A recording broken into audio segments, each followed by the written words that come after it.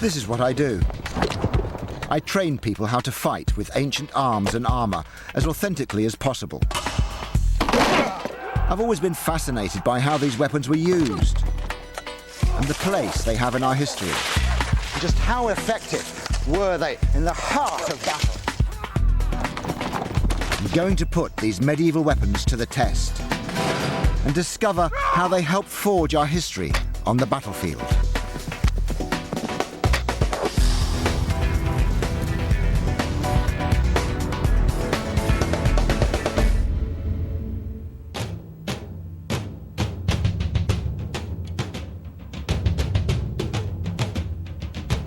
The knight in shining armour is the most enduring and evocative image of the medieval period.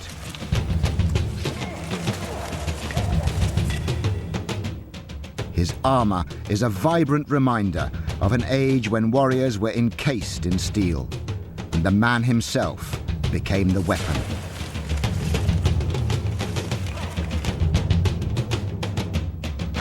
At the height of its evolution, armour reached a peak of artistic achievement, a unique sculptural medium that made the knight look splendid, intimidating, invulnerable. It was a triumph of technological achievement, and its development was inextricably linked to that of other weapons of war. Throughout history, armour and weapons have competed in an arms race. One designed to protect the warrior from attack,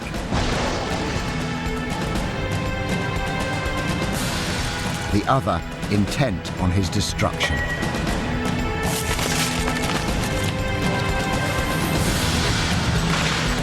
At no time in medieval history was this contest more fierce than on the bloody battlefields of the 100 Years' War.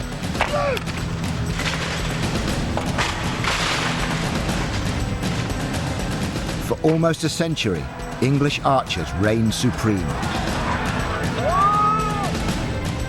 Their arrow storms decimating the enemy, wiping out wave after wave of French cavalry. The quest was on to make the knight wholly invulnerable.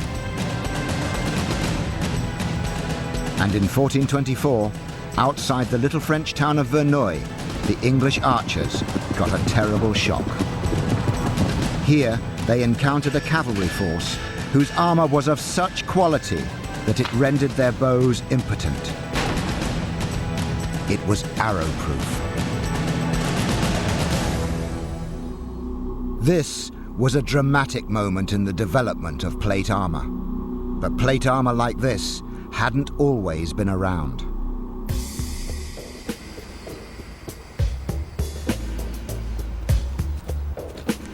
For almost 2,000 years, warriors had protected themselves with armours made from small iron rings.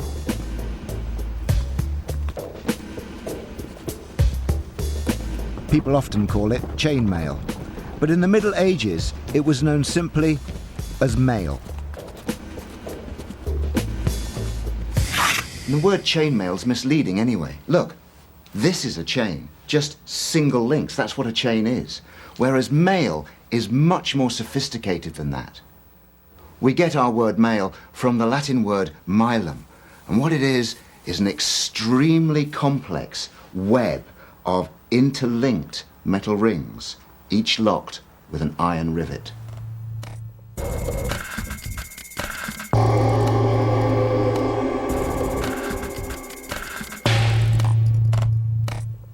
The Bayeux tapestry shows mail as the universal armour for warriors on both sides.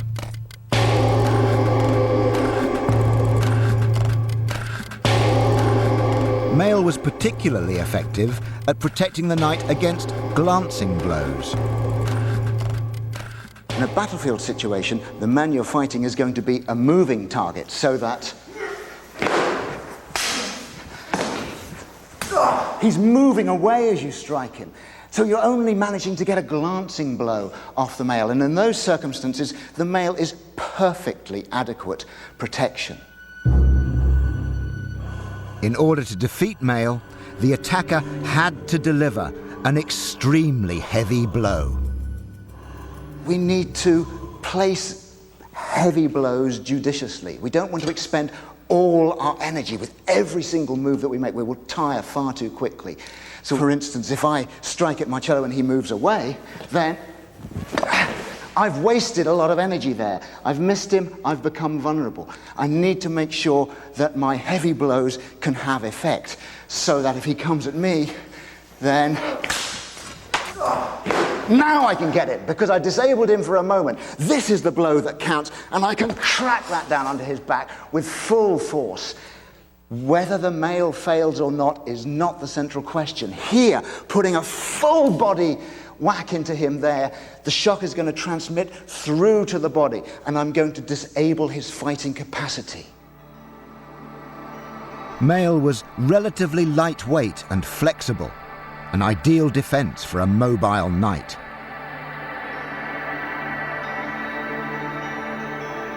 But innovations in mounted warfare meant that Mail had to withstand ever more powerful attacks.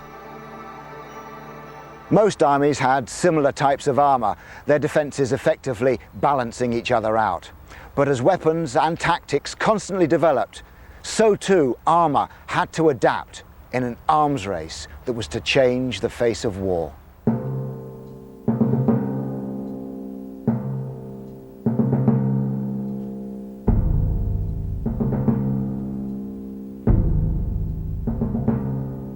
In the 12th century, there was a revolution in military tactics.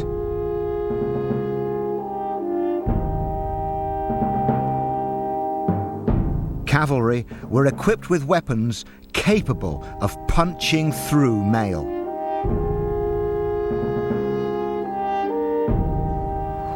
From the 12th century, the mounted knight became a force to be reckoned with. His weapon of first attack was the lance, capable of delivering tremendous impact. Against it, the mail of the early medieval period stood little chance. In order for the soldier to survive, armour simply had to evolve. Armourers had lost ground in the medieval arms race, but not for long. A technological breakthrough would eventually shift the balance of power.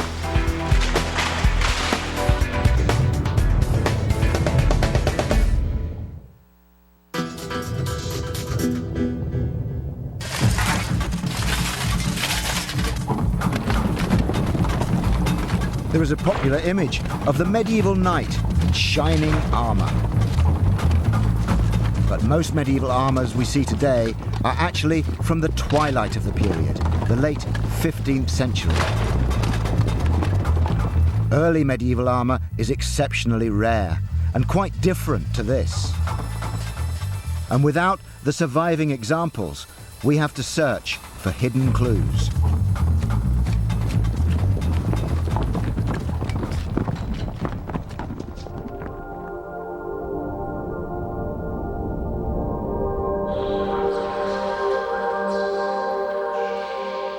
Manuscripts hint at new armour developments, but they don't tell us enough on their own.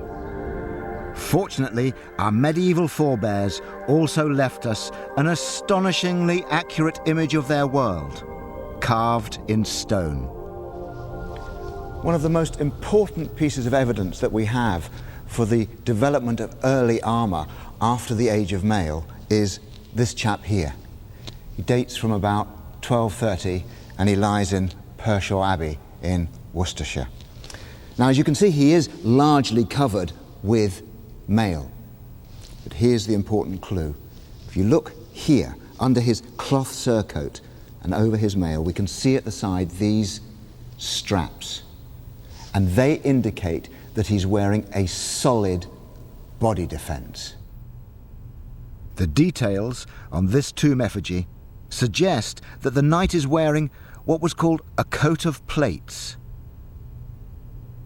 Now, no coat of plates has ever been found archaeologically in England, although some have been found in Scandinavia, so we've got an idea what they may have looked like. And they looked something like this. They're covered with a fabric covering which anchors the plates together. And it's an assembly of 6 plates giving maximum protection against the new impact warfare.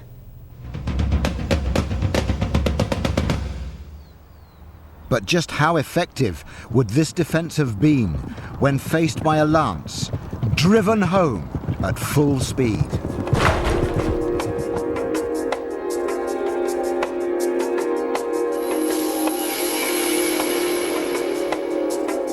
At the Royal Military College of Science in Shrivenham, researchers use the latest equipment to replicate and record the effect of weapons against armour.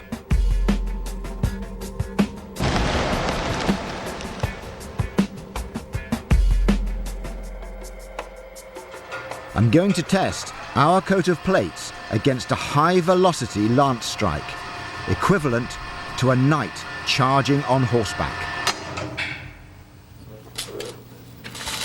The armour is backed by a layer of mail and a padded cotton coat, known as an acketon, which gives additional protection and shock absorption.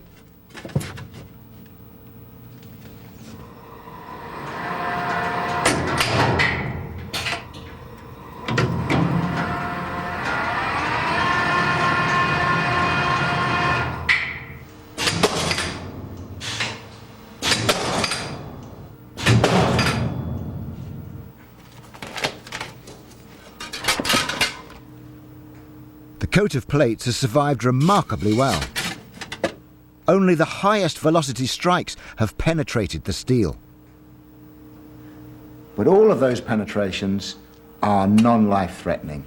Underneath here is the mail that hasn't been damaged at all. Underneath there is the acketon.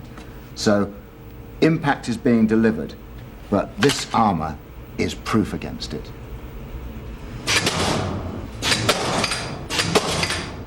The armoured knight had regained the initiative in the arms race. And over the next 100 years, he would be armed with increasingly sophisticated defences.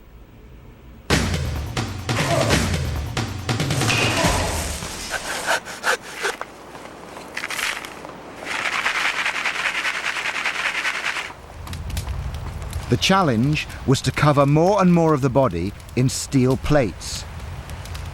The problem was that early processes of iron production only yielded small blocks, which in turn were hammered into small plates. The great breakthrough came in the 14th century.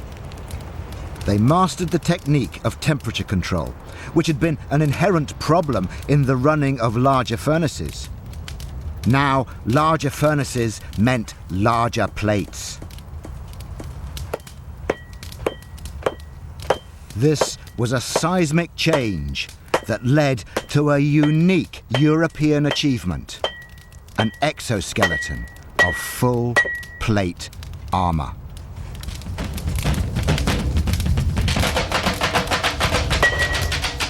The arms race was at full pace.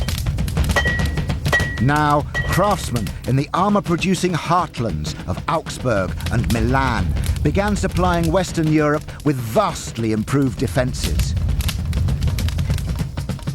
The large plates of steel could be fashioned into elaborate shapes.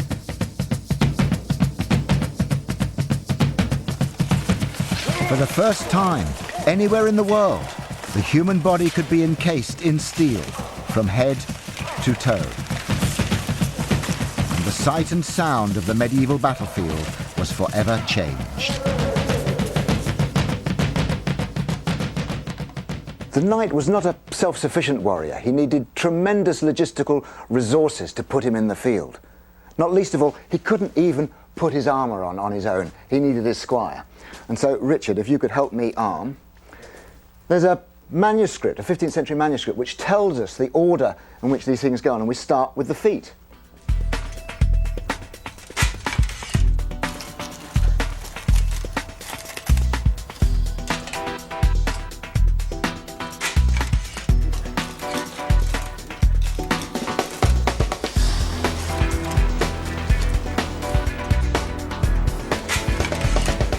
There were various styles of armour. This is a copy of one from about 1480, the late medieval period, and it's German Gothic.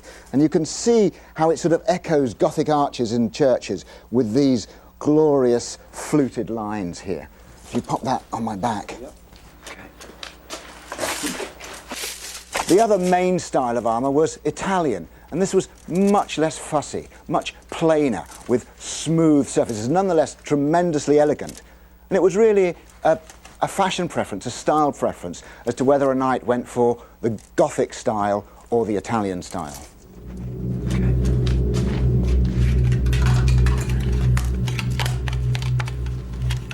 Although with practice a squire would be able to get his master's armour on very quickly, nonetheless it does take time, and a knight would have to be ready for battle long before battle lines were drawn.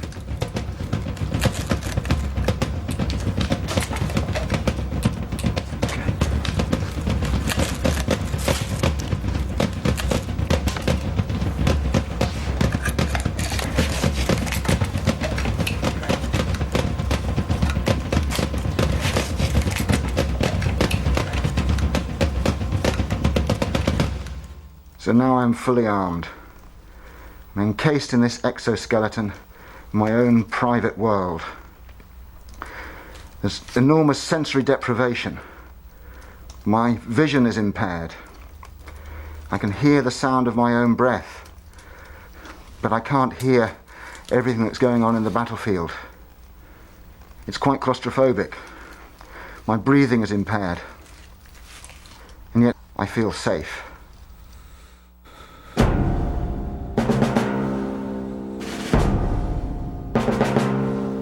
Plate armour was soon put to the test. In 1337, England laid claim to the crown of France. It started a century of conflict that drove the arms race to a new intensity. When you think of the 100 Years' War, you tend to think of three famous battles, of Edward III at Crécy, of Henry V against incredible odds at Agincourt, or Joan of Arc at the siege of Orléans. But today, I've come here to the little market town of Verneuil in northern France in search of another great battle, much less written about, but a battle of epic proportions, an extraordinary battle, and a battle in which the crash of armour played a crucial role.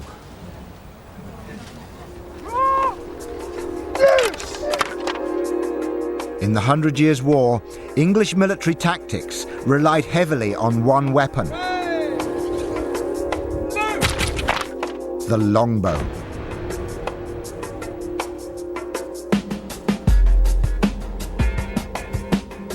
A well-trained archer could shoot up to 18 arrows per minute.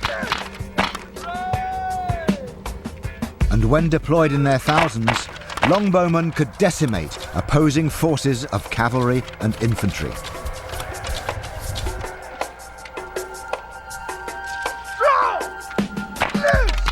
At short range, the impact of the bow was particularly lethal.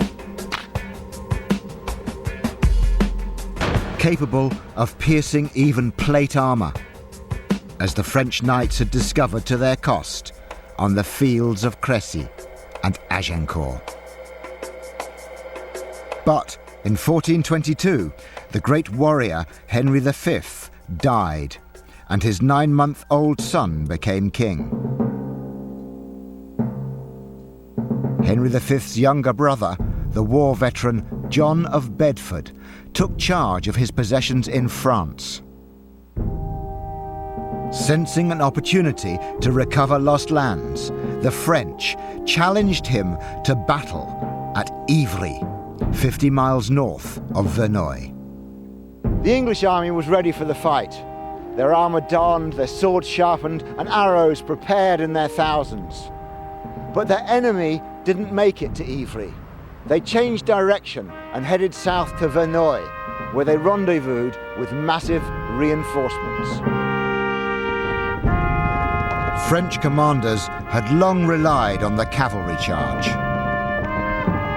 But the deadly power of the longbow, particularly when shot within a 20-meter killing zone, made knights and horses highly vulnerable. What the French needed was an invincible cavalry force. So they hired 2,000 Italian mercenaries equipped in the very latest armor technology. The best impression we can get of the sort of armor they were wearing at Verneuil is a rare example in the Kelvin Grove Museum in Glasgow. Here, Tobias Capwell looks after the Avant armor. It is the oldest surviving, near-complete Italian armor anywhere in the world. What we're looking at here, Mike, are pieces of an Italian full-plate armor dating from about 1440. One of the most important things to appreciate about a fine-quality plate armor like this was that it was specially made for the individual. Mm-hmm. This was about fitting it to the individual's body down to the very millimeter. Bespoke tailoring. Absolutely. It's properly made and properly fitted. It doesn't impede the movement of the warrior. He has to fight the enemy. He can't be fighting his own equipment as well. This is the only surviving image of the Italian cavalry dispatched to Verneuil. It's from about 50 years after the battle, and so the artist has represented the armor of his own day. Even so, it's a stirring image of massed ranks of mounted knights, each in their custom-built armors. Perhaps the most essential piece of a knight's armour is his helmet. And at the Wallace Collection in central London, there is a very rare example from the best workshops of Milan. It's kept in the care of curator David Edge. We have here a very fine Italian bassinet, made in about 1390, 1400, but I think perfectly usable, carrying on being used on the field of battle into the 1430s and 1440s. Camail of mail to protect the neck and shoulders. Which is exactly the sort that might have been used at Verneuil. Oh, yes. Because it's perfect for going into arrow storms. With this steep snout, arrows would glance off here.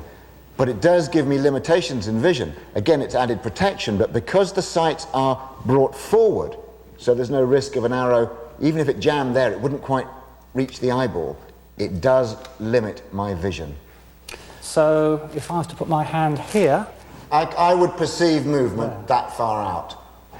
Great advantage of this, of course, is I can bring this up, I can breathe, I can get some oxygen in, quickly drop it down again, or I can make a quick scout of the battlefield to see where any dangers may be before I ride into them.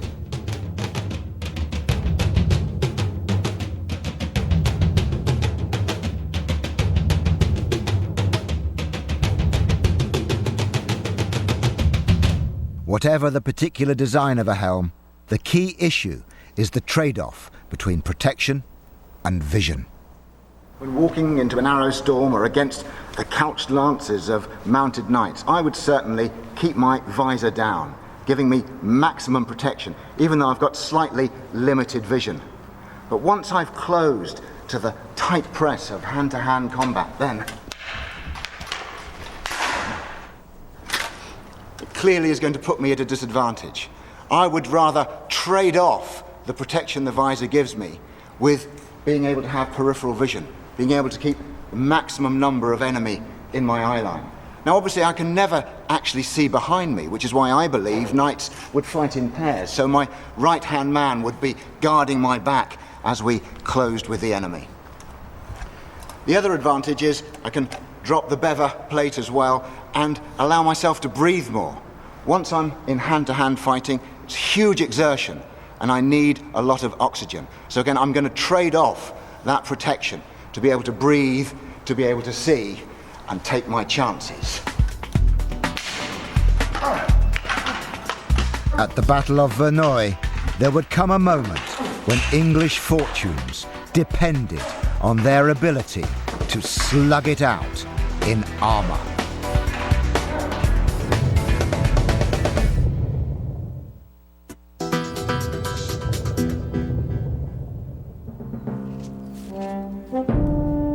the summer of 1424, a force of 8,000 English soldiers marched towards the town of Verneuil in preparation for battle. They were confident of victory, their archers highly trained and capable of taking on any army, or so they thought. But the English military commander, John of Bedford, knew nothing of an elite force of cavalry also making its way towards the battlefield. Bedford's scouts had reported that the French army had assembled on the plain outside Verneuil. But nothing the scouts had told them could prepare the English for the sight that they were to behold as they emerged from these woods.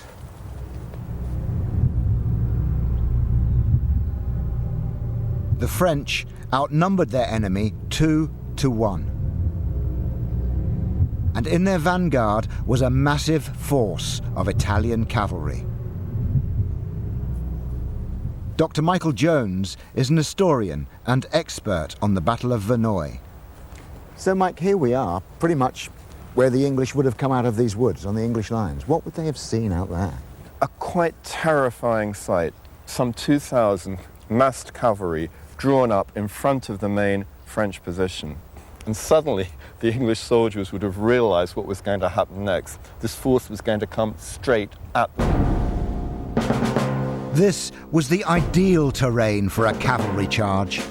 A wide, open plateau, baked hard in the summer heat. The French forces are readying themselves for the charge. A line of archers would have been pulled across the main English position. These men would have hurriedly started to hammer their stakes into the ground, but it was August. The ground was hard. Their stakes would have made little impact. It was a flimsy defense line at best. And as they were hammering away, the cavalry, moving forward with all that weight of armor, would have started to shake the very earth as they gathered momentum.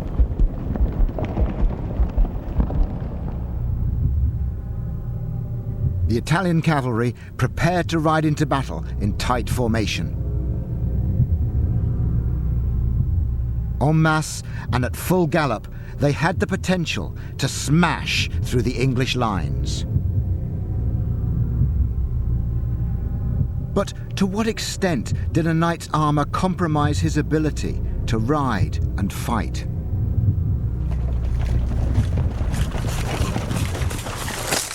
Weight is certainly an issue with armour, but it's by no means as debilitating as people often think.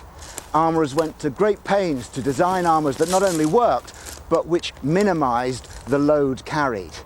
The weight of the armour on the chest, it's thicker on the chest, it's thicker on the helm where it's protecting vital organs, but the armour on the limbs, on the arms and legs is thinner, sacrificing that ultimate protection for mobility. There's a popular myth that a knight, when knocked from his horse, can't get up again.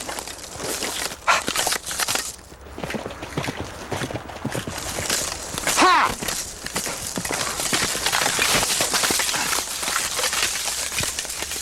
But like many of the myths about armour, it's utter nonsense.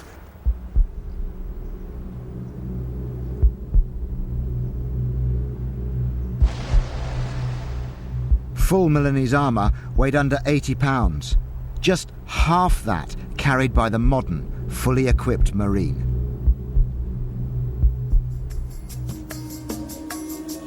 The workshops of Milan led the world.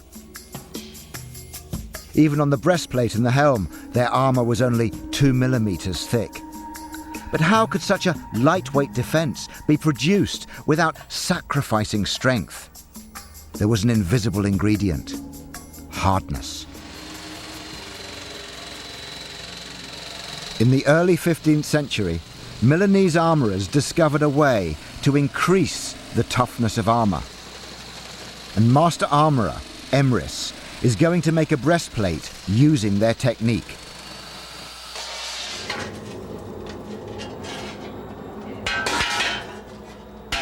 The secret of an armour's strength is not only in its curved surfaces, which are shaped to deflect attack and give added structural rigidity. It is also in the hardness of the steel. Immerse is heating the metal to red hot. He's about to plunge it under water, a process known as quenching. The sudden change in temperature will create a far more complex microstructure within the steel, making it harder. Okay, so now you're going to quench it. Now I'm going to quench it. This is the exciting bit. This will be a very nice sizzle. Got to get this exactly right first time. Here we go. I got to be really careful not to get it in the wrong angle.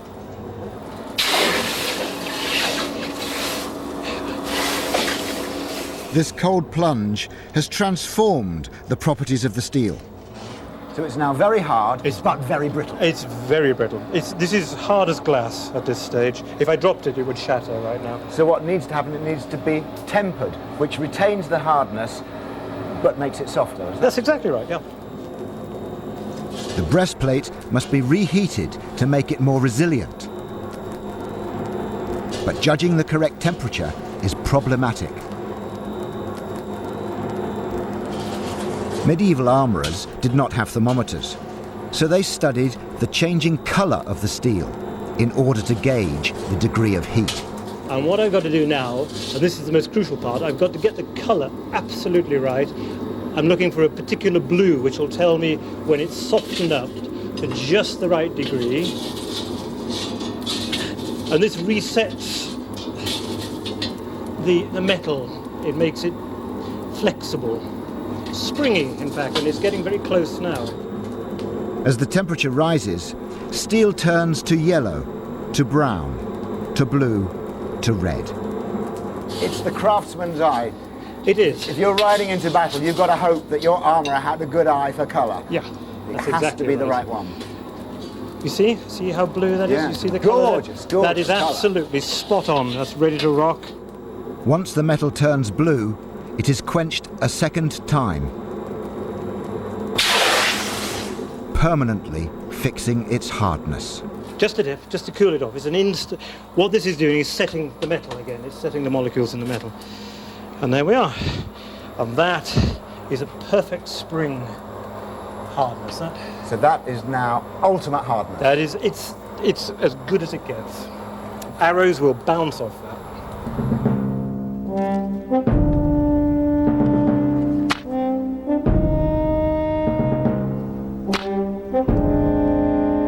At Verneuil, the Duke of Bedford deployed 2,000 archers to resist the impending cavalry charge.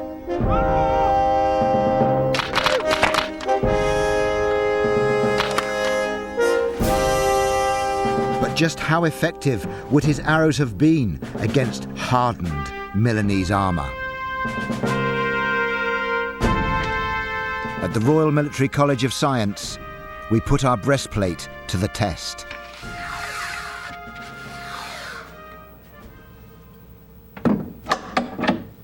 Here's the breastplate we've had specially made and specially hardened and toughened, just the sort of thing they might have been wearing at Verneuil. So let's see how this will stand up to the power of the longbow.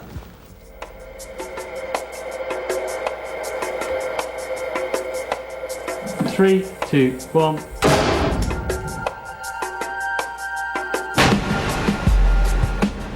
The breastplate has been struck at 140 miles an hour to replicate an archer shooting within the killing zone, just 20 meters away.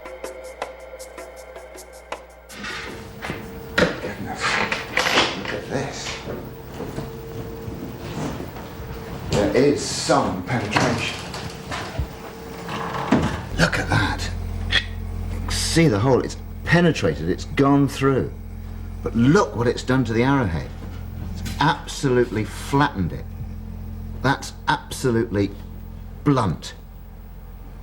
But what of the padded coat underneath? I don't think there's a mark on here at all. The man hasn't even received a scratch. If you were an archer at Verneuil, and you would see your arrows sticking out of the Lombard breastplates, but the men still sitting tall in the saddle, it would have made your blood run cold.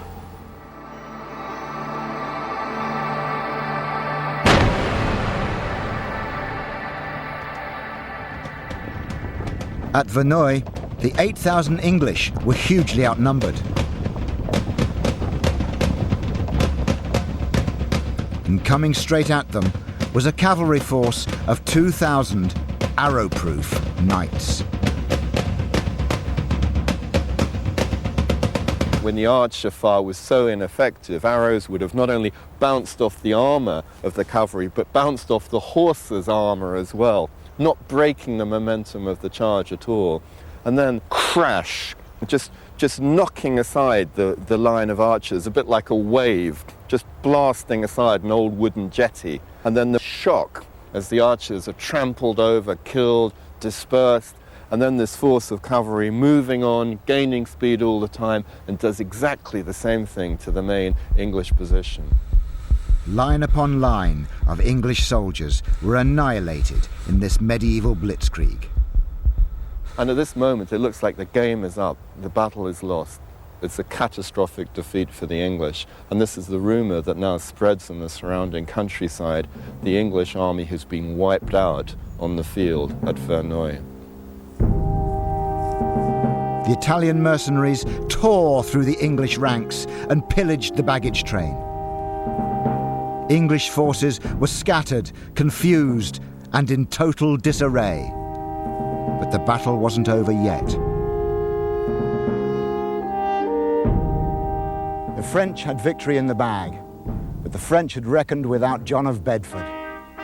He was Henry V's younger brother, and he was regent of France, governing it for the infant King Henry VI of England. This was his land, his domain, and he would have victory here or die in the doing. He summoned his commanders, he gathered his men, and he told them, "Look, you're dead. Your baggage, your possessions mean nothing. All that matters now is your personal honor. All that matters now is your fame and glory. Follow me, I will lead you. We will win this day."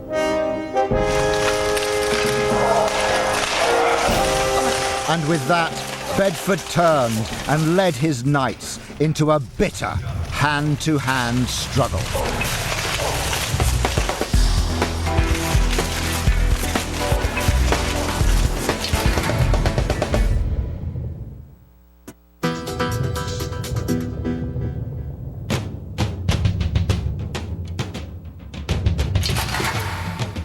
On the battlefield of Verneuil, the English archers had been defeated by the charge of heavily armoured, arrow-proof cavalry.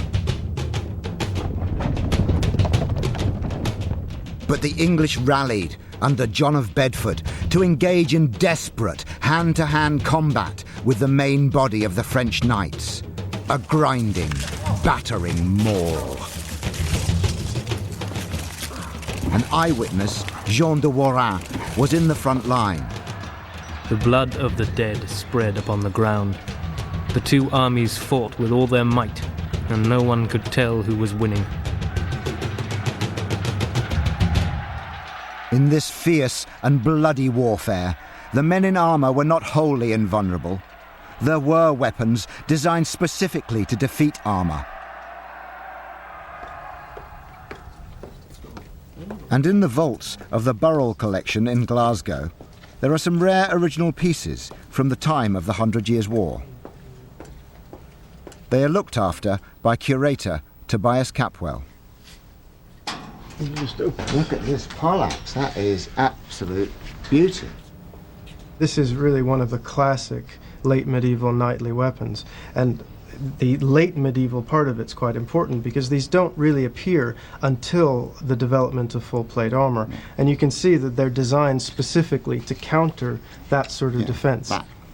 You have the beak on one side for crushing or puncturing armor. You have a top spike which has a very stiff rectangular cross-section, and a blade for more general purposes.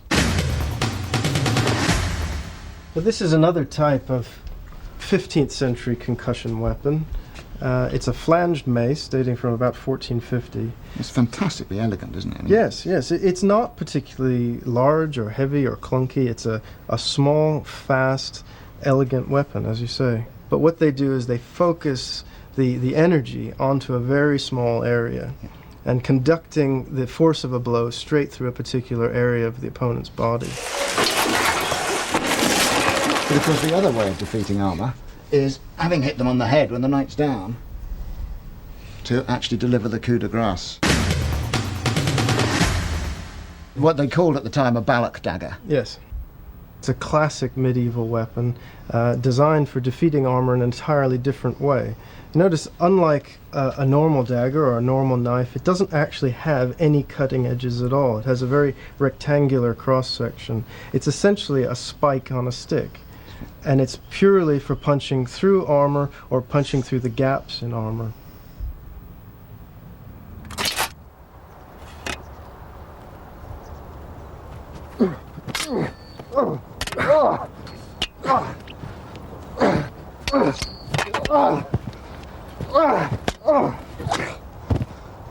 Whether or not an armour is actually penetrated by a weapon is not the only consideration. The body can still suffer immense injuries from what is known as blunt trauma. That is, the shock waves going through the armour to the body itself. It can cause hemorrhaging, it can cause fracture of bones, concussion, unconsciousness. We've set our breastplate up on this gelatin block. I am now going to hit it with the business end of a poleaxe, and we will be able to see the shock waves as they go through.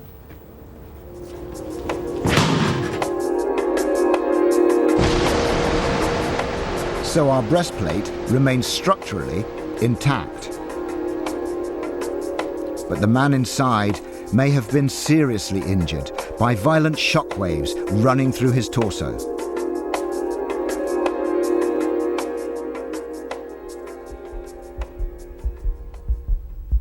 The poleaxe was a high-status weapon of choice for knights fighting on foot, and it was especially favoured by Bedford.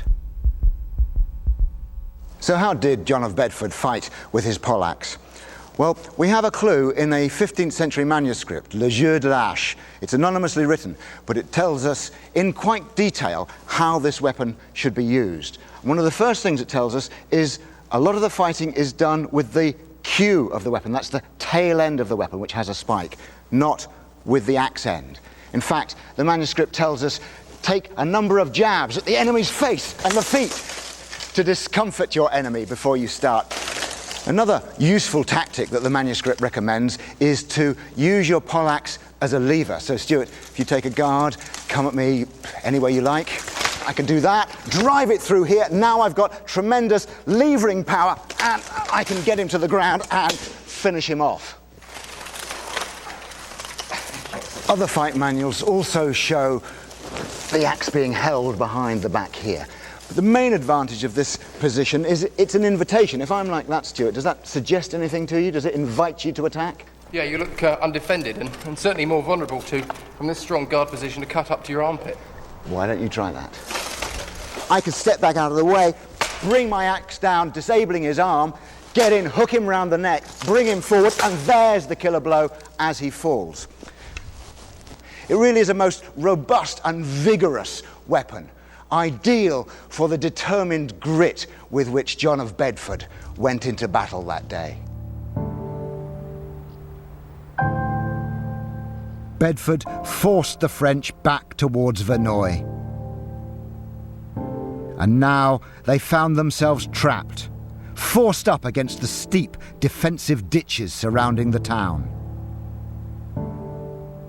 Here they were massacred.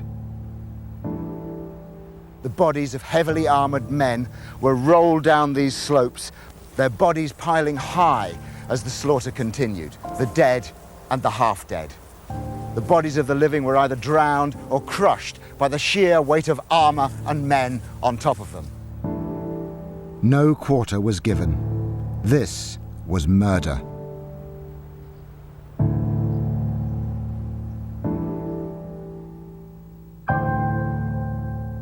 The Italian cavalry returned from their pillaging to find the battle over. Despite his opponent's superior numbers and their cutting-edge armour, Bedford's men had won the day. No armour is proof against an unbreakable will. And at Verneuil, Bedford's fighting prowess had prevailed against overwhelming odds. His enemy was vanquished, and his king, Henry VI of England, was now also crowned King of France, the first and only monarch to rule both kingdoms.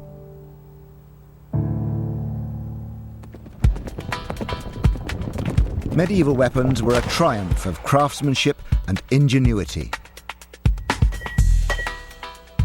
But a weapon's potential could only be realized in the hands of a skilled and courageous warrior.